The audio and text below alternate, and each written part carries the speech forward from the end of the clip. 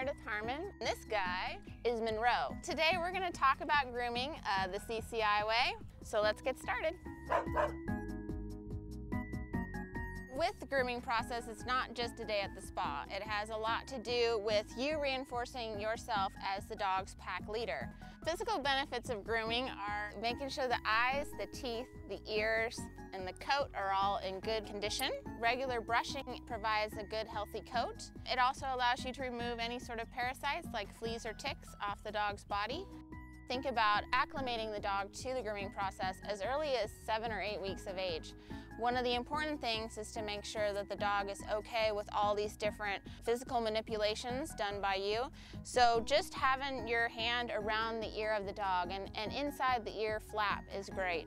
Having your hand touching the pads and the paws of the dog in and out in between the toes, that makes the dog okay with nail trimming.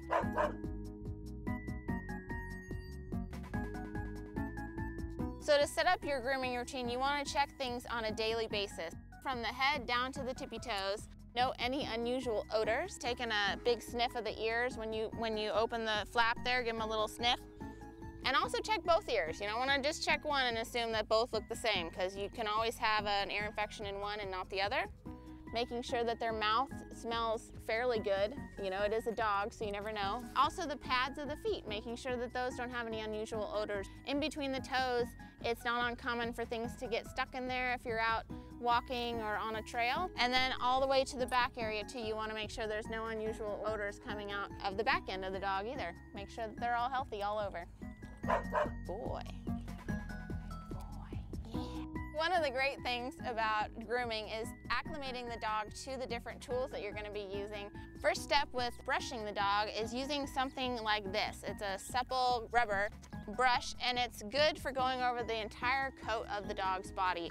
It won't aggravate any of the sensitive spots like the elbows or the knees or the head. Go in circular motions and also clean it out periodically so you make sure it's still doing what it needs to do.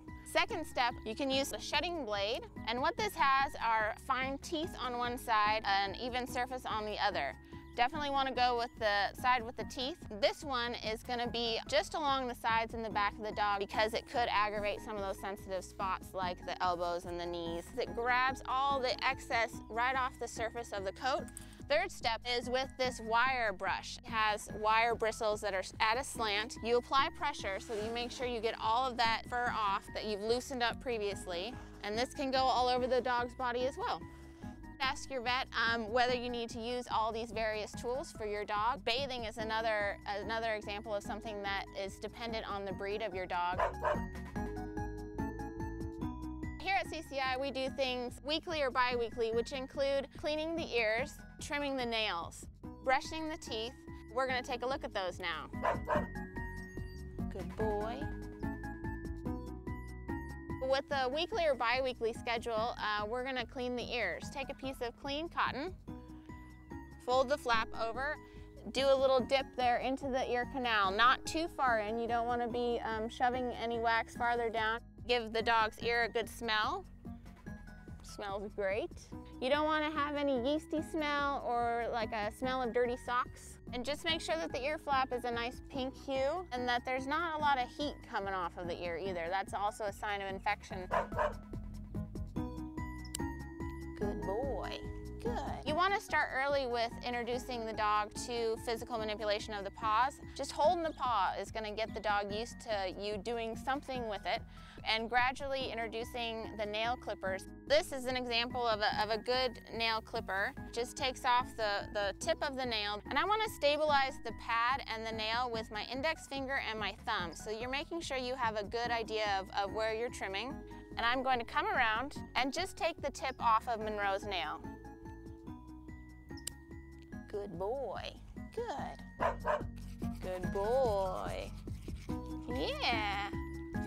Now we're going to talk about brushing the teeth. You want to make sure that you're using appropriate toothpaste, however. Unlike humans, dogs don't spit this stuff out. Beef flavored toothpaste is excellent. Lift the lip here of the dog and put the brush in. Monroe is loving this. He's getting a whole bunch of beef in his mouth right now. And then I'm going to switch to the other side. Good. Yeah, Monroe. I'm just lifting his nose a little bit so that I can have the teeth exposed for the brushing. That's about it for the grooming process. Again, always ask your vet if you have any questions about your particular pet dog, and hope you had fun. Monroe did. For more tips for your extraordinary puppy, go to puppystart.com/CCI.